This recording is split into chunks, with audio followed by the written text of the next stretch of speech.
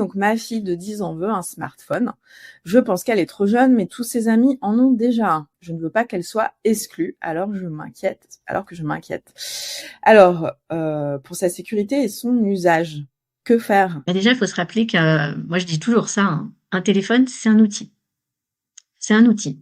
Et on peut décider d'en faire un outil qui est adapté à l'âge de son enfant.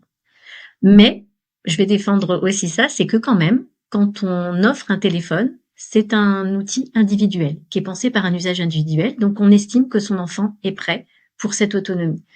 Donc, on va s'assurer de l'adapter à l'âge de son enfant. Forcément, ça va passer par de la protection, type contrôle parental, j'aime pas ce mot-là, mais qui va s'assurer que on va le protéger du fait de tomber sur des contenus qui sont pas pour eux. Et quand je pense à pas pour son enfant, c'est pas que les contenus choquants, il y a tout simplement des contenus que l'enfant va pas comprendre, qui sont pas adaptés. Mais donc il faut aussi se poser la question, c'est pour quel usage en fait? Pourquoi son enfant de 10 ans a besoin d'un téléphone? En fait, c'est quoi son besoin numérique? Et il y a peut-être d'autres solutions, d'autres activités à proposer qui peuvent se faire sur l'ordinateur familial, la tablette, et qui vont faire que c'est encore un usage où on va accompagner l'autonomie, où il y a encore une supervision qui peut être présente, voilà, parce que ça va se faire dans une pièce commune.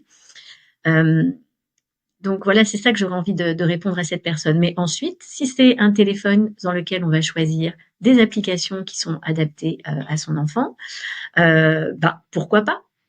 Mais offrir un smartphone connecté, c'est quand même aujourd'hui ouvrir la voie vers des applications qui sont quand même pour la majorité interdites avant 13 ans.